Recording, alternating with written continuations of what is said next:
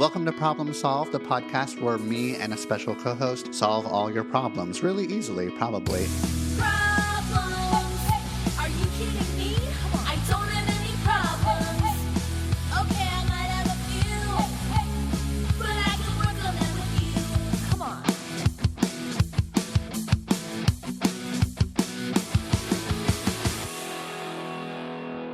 on. Welcome to Problem Solved. Today is a solo episode. How nice for you. I am Jeff Gunther, licensed professional counselor. It's just me and you, babe. I'm going to be answering some listener questions. They are all very good questions that I have a lot to say about. Can't wait to get to them. Before I do, just a little update. It is Thursday, July 25th. As I record this tomorrow, I'm going on a psilocybin journey. It is legal in Oregon to take magic mushrooms and be led on an adventure that will hopefully break through into some sort of, I want to know what my next creative project is going to be. I wrote the book came out. We're on the other side of the book. Thank fucking God. But I'm feeling a little uninspired these days. I don't quite know what's next. I'm real burnt out on Therapy Jeff content on TikTok and Instagram. I'm enjoying the podcasts, but it feels like I need a break. So I'm going to take a break. Again, not from podcasting, but I will be taking a break for August, or at least most of August, when it comes to posting things on Instagram and TikTok. So beware.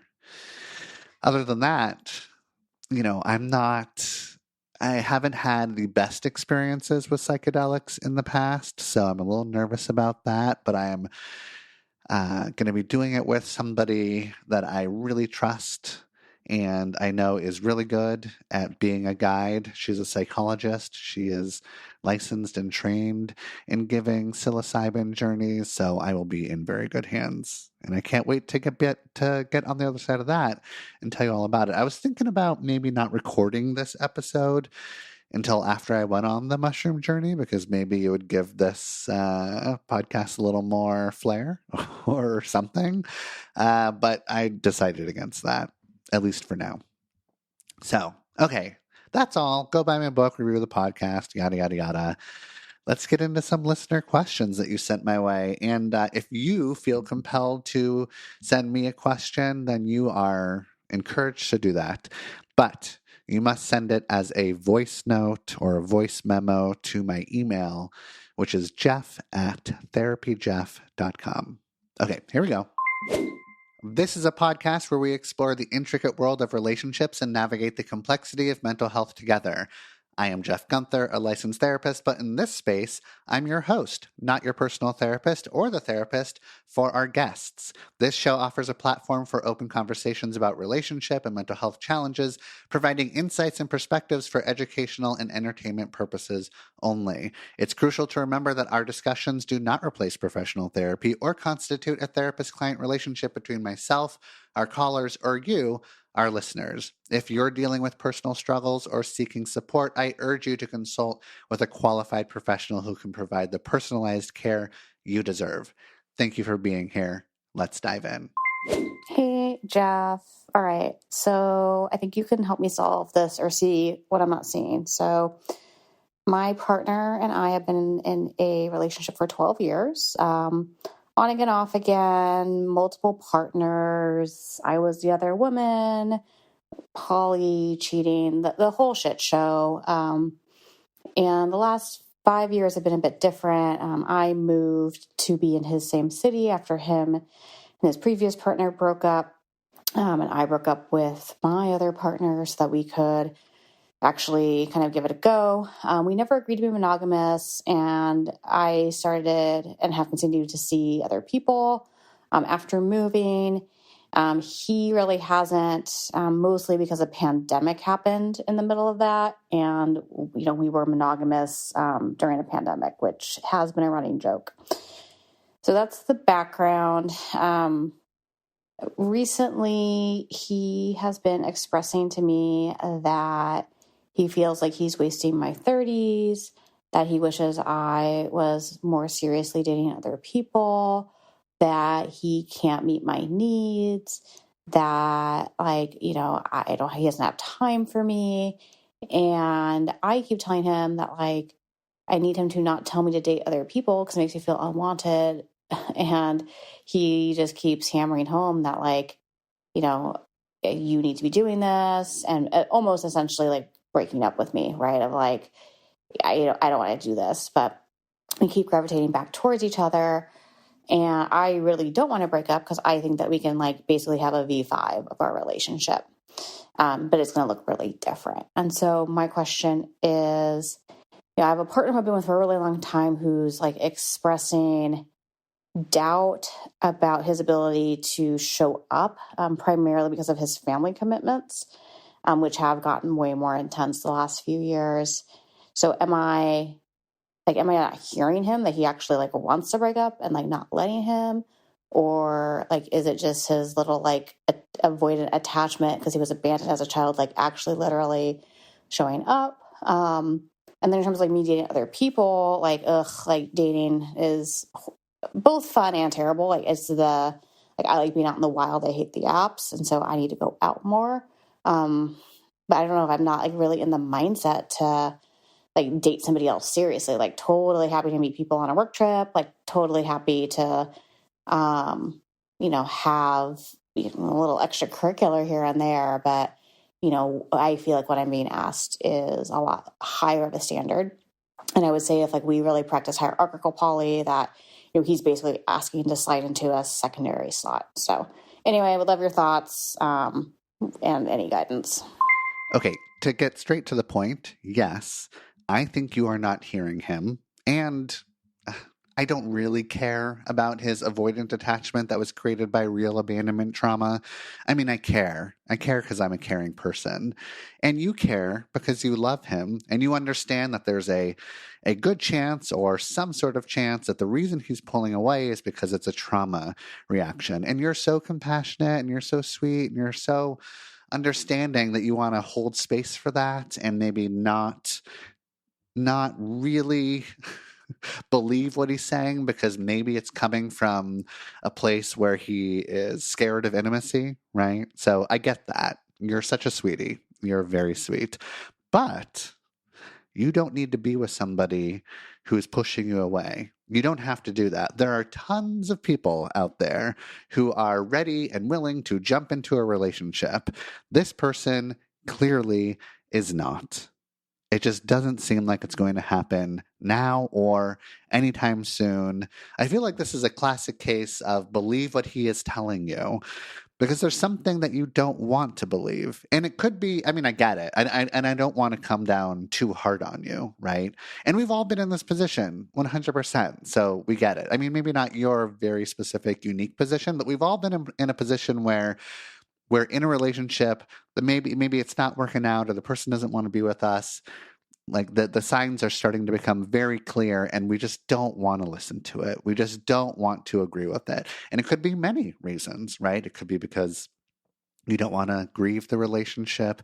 You don't want to know what life is going to look like after the relationship is over. Maybe it's hard to even think about what your life is going to look like. It's tricky to figure out like, okay, well, I text this person all the time. Now I'm just not going to text them anymore. That's crazy, right? It could be that you're too scared to let go. It could be that you're incredibly in love. And it sounds like you're very much in love with him. But this love is complicated. It's kind of it's interwoven, I would imagine, with a lot of feelings of addiction, and I feel like there's so much bonding and attachment and enmeshment and maybe codependency, if I had to guess, that has happened over these last 12 years. You've had such an on again, off again, secretive, deceptive, cheating, infidelity, lying, deceit sort of relationship with him. And it's just that really bonds somebody. That really bonds people into a relationship. And now there's these chemicals in your brain that feel very addicted to him. I would imagine. This is a guess. So for you to start to think about what life would look like without him in it is really hard. It feels almost impossible for you to really conceive and make sense of. So I hear you kind of making excuses here. about like, yeah, but I see his trauma as a trauma reaction, or oh, this is just like avoidantly attached sort of stuff that maybe we could work through. And maybe a couple could work through this. However, you can't right now. He is not on board to actually work through it. He's continuing to tell you that he's not available. So, can you work through this? Possibly. Can you do it now? 100% no. He's not willing to work on it. So there's that. I also wonder, like, what are you avoiding here? I talked about the grief. Are you avoiding feeling grief and sadness? Are you avoiding really letting go? Are you avoiding being in a relationship with somebody who can actually show up and be consistent? There's something that I typically ask clients in this situation where I want to ask you, how is this relationship? How is having him in your life? How is it serving you? What is it doing for you? A lot of the times it's helping you avoid dealing with something that's really hard. I think that you don't want to let him go. I mean, it's clear you're being very honest about the fact that you don't want to let him go, and you don't want to deal with like the process of what that journey is going to be like. So ask yourself, how is this relationship serving you? What is it allowing you to hide from? And what are you avoiding? And why do you want to be with somebody who's pushing you away? Who's being like absolutely clear about not really wanting to meet your needs? Why are you willing to settle for so much less? Why are you willing to be in a relationship with somebody who clearly will not meet your needs? Why is that okay with you? I feel like I'm being a little hard on you. I imagine that there's a lot of good in this relationship, right? Like, there's not only bad. You're talking about the things that you're struggling with, the problems that you're facing in this relationship, but there's so much good. There's so much history. I'm sure there's so much fun. It's probably very sexy. There's a very unique connection. There's memories that you share. There's trauma or that you've been through together, possibly. There's like lies and deceits that you've been through together, that you've kept from other people that bond you. It feels like you've been put on some fucked up like 12-year reality show that we've all been watching, where it's just like, oh my God, I can't believe this is happening. We're the audience and you're the one that's actually experiencing it. Your adrenaline is spiking. Your dopamine is going crazy. And the intermittent reinforcement is only reinforcing the addiction that you feel. Like, of course, I get that there's so much here and there's a lot of good that you want to save, and he's not stepping up to the plate to actually do the work with you. So I wonder what it is about him. There's also kind of one of the common things that we do in these situations is that we put somebody up on a pedestal, thinking like nobody else could love me like he loves me, which might be true. And you also deserve to be loved in a way that's really healthy and consistent. All that being said, you can continue to fuck around. Like you can like fuck around and find out and see what you can get out of this relationship. You know, he's offering maybe like secondary partner stuff instead of being your primary partner. If you want to see if that's good enough for you, go ahead. I feel like it probably isn't. I feel like you or him or all of you have like some sort of disorganized attachment style. Usually a disorganized attachment style comes from a traumatic childhood. It's typically defined or created because you want to trust your parents or your caregivers, and you do, and you love them, and then they abuse you, and then you don't trust them. And trust is really scary. I feel like trust is really scary for him, and trust is really scary for you, is what I'm guessing. And even though you have the compassion that maybe his abandonment and trauma has created this intimacy issue, that trust is really scary, you don't have to be the one that heals him. And in fact, he's going to have to do that on his own. Okay? So think about that. Again, all that being said, if you can't both agree on terms and then commit to making those terms work, then you probably need to leave. Like if he wants you to be a secondary partner and you want him to be a primary partner, that's not a good match. If you can't compromise on that, which it sounds like you can't, then it's not going to work. I was in a relationship with somebody for 4 years. This was in my mid 20s, and it had the same flavor as your relationship here. Different circumstances, but the same sort of addiction, the same sort of like we're magnetized to each other. There was a lot of us running into each other at shows or at parties. Like we couldn't escape each other's social circles. The sex was amazing. We were both new to Portland. Like there was just so many things that kind of like brought us together. But we were a bad match. We were a bad match when it came down to it, and that's why we broke up 10 to 20 times. But we kept on finding our way back to each other. We both wouldn't let each other grieve. I think when we both sensed that the other one was finally getting over us, we were like, hey, I'm here. I'm here. You want to hang out? You want to watch Lost? Remember Lost? This was back during the Lost days. And we both loved Lost, and it was impossible. It felt impossible to say no to watching Lost together because we were already going on that journey together. We wanted to continue getting lost in each other and getting lost in Lost. Okay, you get what I'm saying. It just so happened that in order for that relationship to end, she decided that she was going to move literally to the other side of the world. She moved to Australia, and that was the end of the relationship. And thank fucking God she did that, because if she wouldn't have done that, that shit would have gone on for a lot longer. So thank you for doing that, sweetie. We're like buds that email every couple years or something, and we both really appreciate that the relationship is over. And it served its purpose. And I feel like this relationship has served its purpose for you. That is what I think. Take it or leave it. But I'm feeling pretty good about the advice. Okay, next question. Hey, Therapy Jeff, love you. Anxious girly here, moving towards securely attached. Just kind of wondering, as we're in the dating pool, how do we identify avoidant men or those who really aren't securely attached when they posture that they're ready for a relationship, but then they pull the Uno reverse and make you feel like you're a little bit crazy? What are the red flags to watch out for early, especially when you're more leaning towards an anxious attachment style? Again, moving towards more secure. How do we help ourselves out? Here's the thing, is that I think most of the time you can't tell if somebody's being avoidant or not. And we'll focus on men here just because you're asking about avoidant men, but this is true for all the genders. Lots of times when somebody has an avoidant attachment style, or they just don't want to be emotionally connected, or they have a low emotional intelligence, you typically can't figure that out until a little later into the relationship. Sometimes you can't get any clues of it until after the honeymoon period.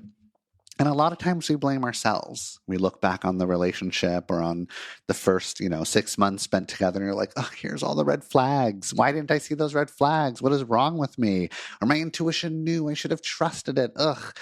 And really, I'm not sure you could see those red flags, probably because they weren't available to you. Or, as they say, when you have rose-tinted glasses on, all the red flags are just flags, right? You're doing what you're supposed to do at the start of a relationship. You need to see their positive qualities. You need to focus on all the lovely things about them, all the things that you think are good matches and are actually good matches, so that you create a really good, sturdy, solid foundation, because you're going to need to dig into that foundation, use it, lean up against it once things start getting a little funky, right? So you're just doing what a healthy person does in relationship. You're trusting that the person that you're starting to fall for or fall in love with is going to continue to show up and be lovely and amazing. So I don't think that you're blaming yourself here. You're just asking for advice. But I think a lot of folks can start to blame themselves. So with that being said, that it's really difficult to see red flags at the very beginning, there are some things that I want to talk to you about. Okay. And I think the main thing is, well, first, actually, I'm going to pull back just a little bit. Because also within this question, I hear you asking me, how do I not get hurt? How do I not get let down in relationships? How can I make sure that there's no risk and that I know that the person that I'm starting to fall in love with is going to be a green flag through and through, securely attached, able to show up for me in all the ways? Well, there's absolutely no guarantee that that's ever going to happen. In fact, it's more of a guarantee that you will continue to be hurt. Even if it's with somebody that you're going to be with forever, they will let you down. Partners are the worst. Science, why haven't you fucking done anything about this? I have no idea.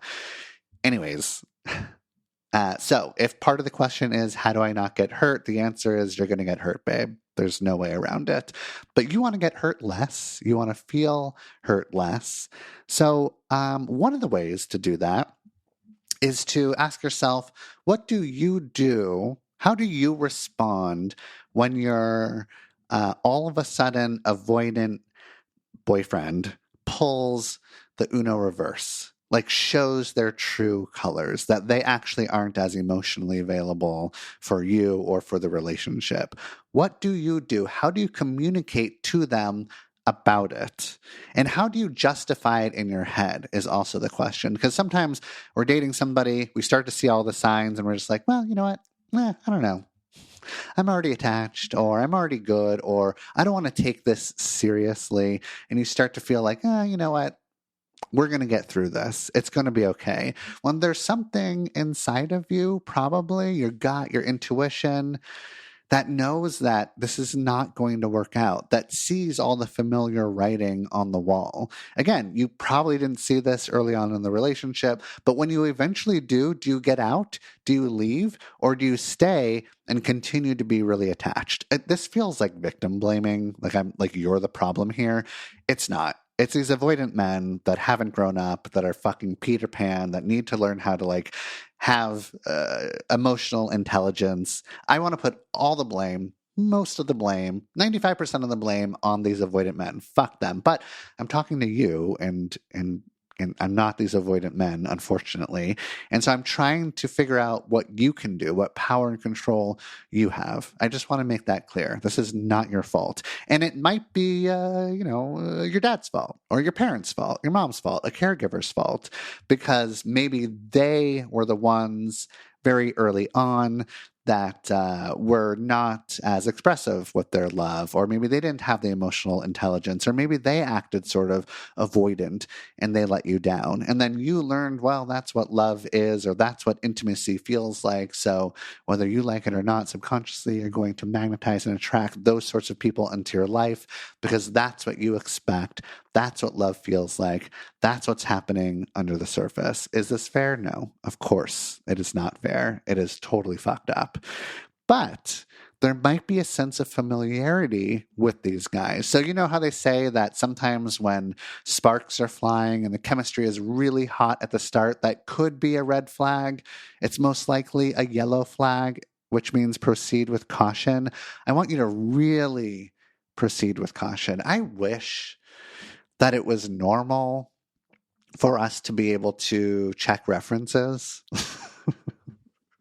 That you could just contact the last 3 women that this guy has been with and be like, what was the issue here? What's going on? I mean, that's not fair. We shouldn't actually really do that. That's a bad idea. But there is something kind of appealing about that, so that you can get some information on who this guy really is. But there's no real quiz that you could quiz him on that will allow you to understand if he can actually show up.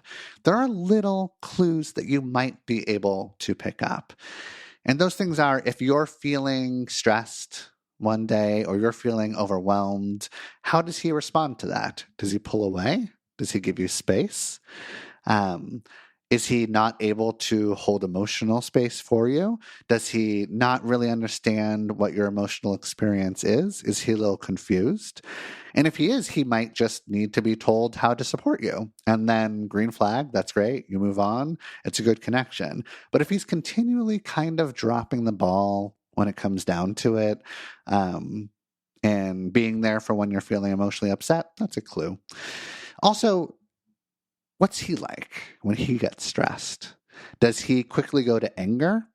And this is not true for every man or any person, but a lot of times, if a guy quickly goes to anger, they're moving towards this sort of secondary reaction and they're not getting in touch with the primary feelings underneath the secondary reaction of anger. The primary feelings being vulnerability, sadness, fear, grief, helplessness, despair. If he can identify those feelings, that is a huge green flag. That's great. That means he has some emotional intelligence, maybe a lot of emotional intelligence, which he could possibly apply to you in times when you need the support. Those are a couple things they might want to keep in mind. But when you see that he's pulling away and that he's maybe not a great fit for you, then do you start to try to figure out how to get him to get closer? When instead maybe you should just take that as a sign of a not a good fit. Do you start overanalyzing everything? Do you start, analyzing or complaining about it to your friends instead of actually taking action? What's going on here? How can you have power by leaving people when they start showing their avoidance? I have no idea if you're staying in relationships with these guys for way too long, but you might be doing that.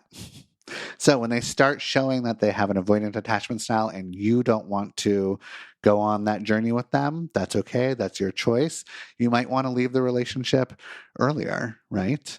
I don't know. I feel like maybe you're the common denominator. I want you to figure out why that is. Yes, fuck men. Fuck these men. Fuck these men that need to fucking evolve. But also, there are evolved men out there. I know you're all rolling your eyes at me, but I know there is. And you deserve one of those guys. Okay, that's what I have to say. Next question.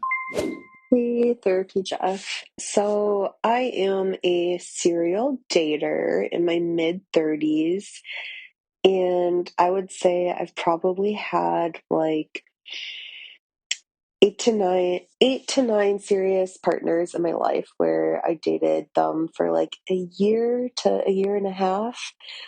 But I, without fail, have a pattern. After that year to year and a half mark, I break up with them.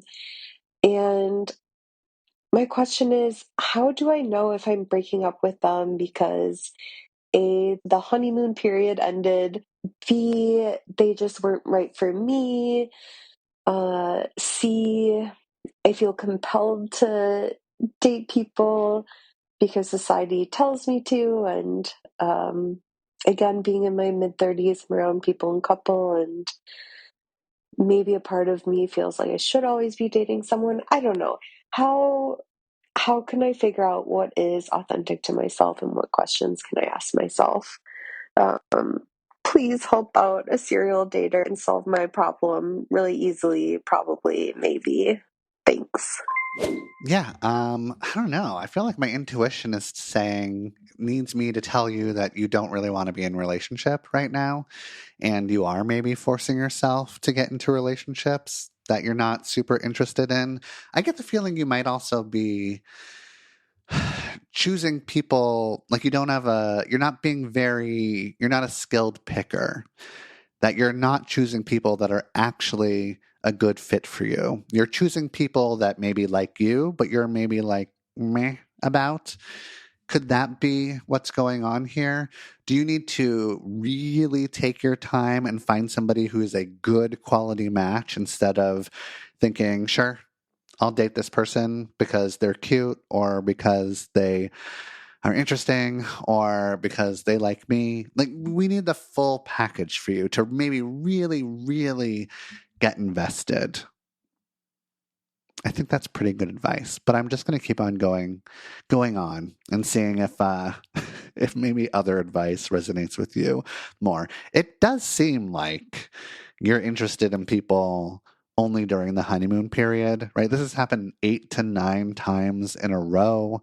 So you could maybe force yourself, and this is up to you, but you could force yourself to be with them after the honeymoon period ends, as horrible as that sounds. I think you and all of us, when we experience the honeymoon period and then it ends, we need to grieve it. We need to be sad about it. And you can stay in the relationship and do that. You don't have to do that outside of the relationship. You don't have to go try to find some other honeymoon period to jump to. You can lily pad from one honeymoon period to the next if you want to, but I feel like you don't want to, maybe, or maybe society or family or friends are telling you that you don't want to.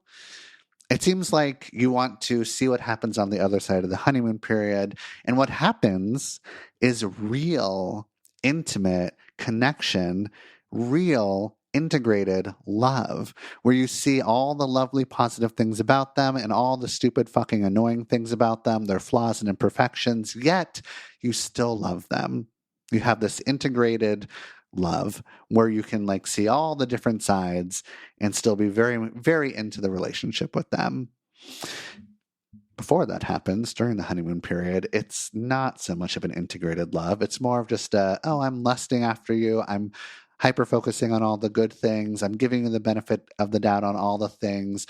I'm, experiencing a lot of novelty. We're still getting all these dopamine hits. The adrenaline is pumping. We're going on all these adventures. And then eventually, once it slows down, that's when you really find out if you're a good long-term fit. You can create the honeymoon period, or you can create little bits of the honeymoon chemicals that come up, right? Like I just said, creating novelty, getting outside of your comfort zone, going on adventures, boosting the adrenaline, whatever it is. However, you're never going to feel that new relationship energy that you're leaving. So again, grieving it makes sense. And you can do that together while you're in the relationship. There's sometimes a question that I ask my clients who I talk to who are struggling with something similar, where sometimes they go from one relationship to the next, and there's like adventure and unpredictability, and there's all these, it's a little chaotic, but it's really fun. And I ask them, well, do you want to continue choosing excitement with a little chaos, or do you want harmony and balance? Because a lot of times we eventually get to that place where we just want harmony and balance, and that comes typically after the honeymoon period and after a long time of being together. There's a real security that you get to sink into. Unfortunately, when you feel really secure in a relationship, sometimes that just doesn't come with hotness or excitement or sexiness. You can create the sexiness. There was a Problem Solved episode I did with Dr. Karen Gurney, who talks about sexual currency. And she speaks on how lots of times when you're in a long-term relationship, it starts to turn into who's going to take out the trash, who's going to pick up the food, who's going to grab the kids. Are we going to go to this show? Like, it's just sort of the everyday, who's going to do the household chores, who's picking up the, on the emotional labor of it all. And that's just not sexy. So if you insert more sexual currency, which is flirting, make out just to make out, looking each other up and down, a little slap on the butt in a consensual, flirty kind of way, right? As long as you kind of do all those things, maybe even going on date nights, right, as cliche as it is, and planning intimacy or planning sex. These are the things that can really kind of spice up a relationship. So you're going to want to put in that effort, which it seems like maybe you never have before. Also, changing course just a little bit here, you can also just be a fucking serial dater. Like, absolutely no judgment. I think that other people might judge you, but also who fucking cares about them? If you want to be a serial dater and jump from one honeymoon to the next, then as long as you're being upfront and honest with the people that you're dating and being in relationship with, then great. Then just do that. Continue to serial date until you die. There's nothing wrong with it. You do not have to get on the relationship escalator by finding somebody, moving in with them, getting engaged, getting married, having the kids, buying a house together, yada, yada. You don't have to do all that shit, right? You can just serial date for as long as you want. That is totally okay. So ask yourself, what do you want? If you don't want to have a long-term partner, who cares? Just be honest with your dates. Also, have you tried poly relationships? I imagine you've maybe thought about them a little bit, but if you're really searching for the NRE, the new relationship energy, then that's one way to get it, to find a relationship and then go on dates with other people. Or whatever the fuck you want. It can be whatever setup you choose for it to be. There are other people that will probably want to hang out with you and do that thing. So if you want to keep on feeling the new relationship energy, open up relationships and go ahead and get into the poly community. Really look for a community, though. The community is oftentimes the most important part of being poly, and those are the folks that will help you find other people that want to connect with you and are looking for a similar type of relationship. I think that's all I need to say. Also, like I think I said at the beginning, try being single for a while. Be single for 6 months. Be single for a year, maybe even longer, and wait to find somebody who you're really, really excited about instead of settling possibly for somebody who's just really excited about you. Yeah, I'm going back to that advice. I think that's the right advice. Okay. Good luck out there. Next question.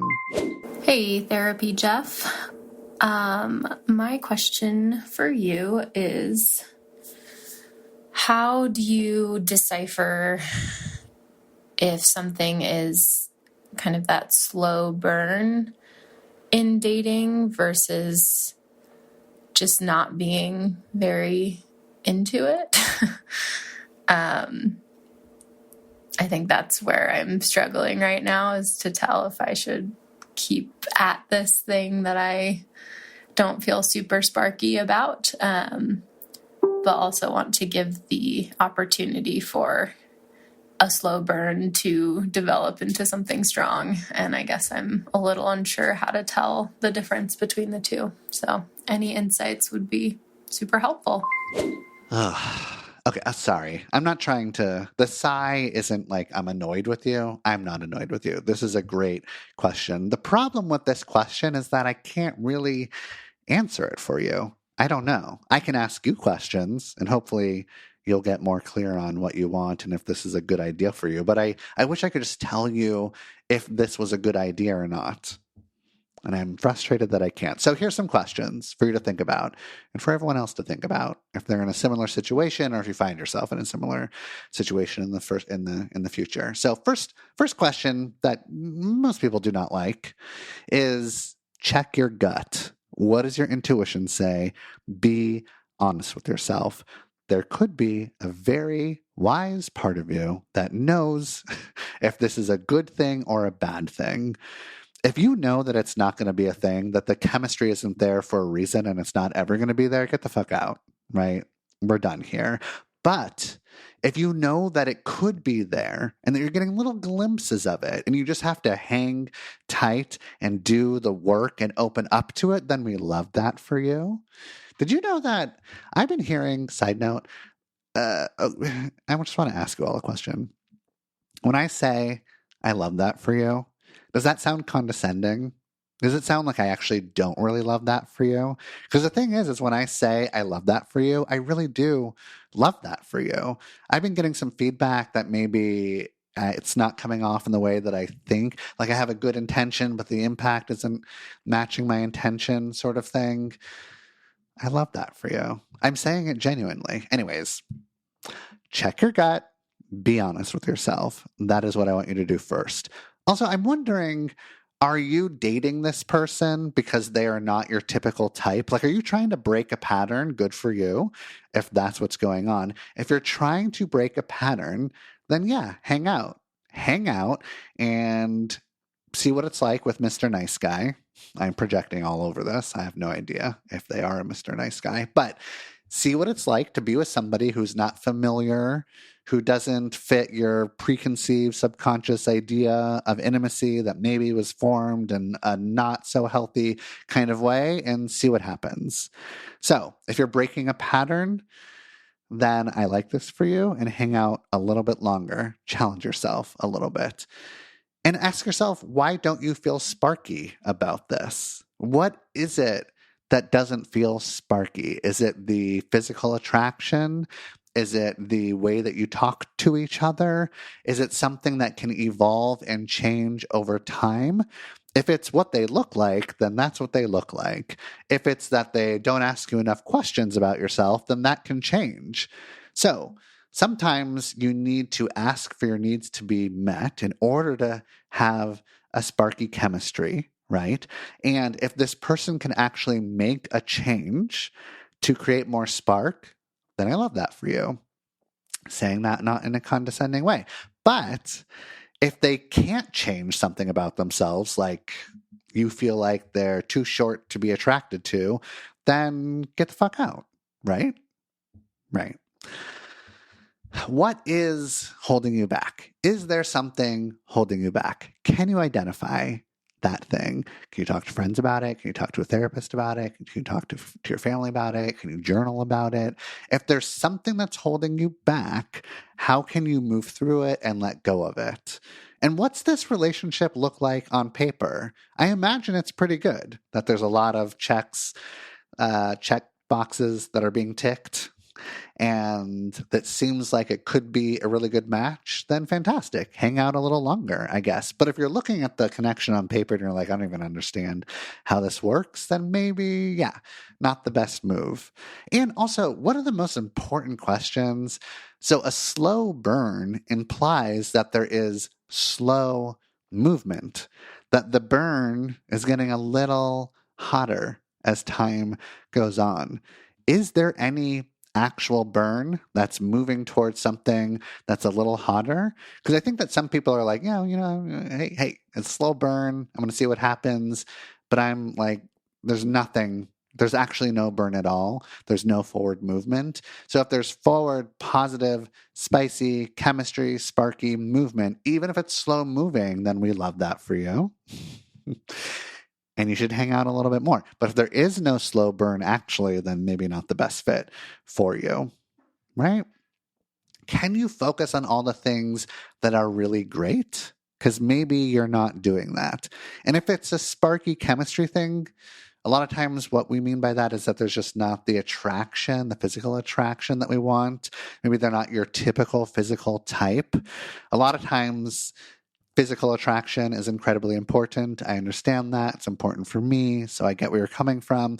But the hotness of somebody doesn't typically equate to, well, this is going to be a really good match. There's so many other, even more important things, a lot of the times, than just physical attraction. This is sort of how the dating apps are fucking with us, right? We're swiping through all these pictures. It's kind of like a hot or not thing. I will only go on a date with somebody if I think they're hot. Even if they're not 10 out of 10 hot, you could have an amazing, spicy chemistry relationship with somebody who's 6 or 7 out of 10. Give those 6s a chance, is what I'm saying. But if they're a 6 and you'd like them to be a 10, and you're focused on things that just like aren't really doing it for you, can you focus on other things that get you riled up? What does it feel like when your skin touches their skin? Does that feel good? What does their adorable little nose look like? How turned on are you by their laugh, or by how smart they are, or by how emotionally safe they make you feel, right?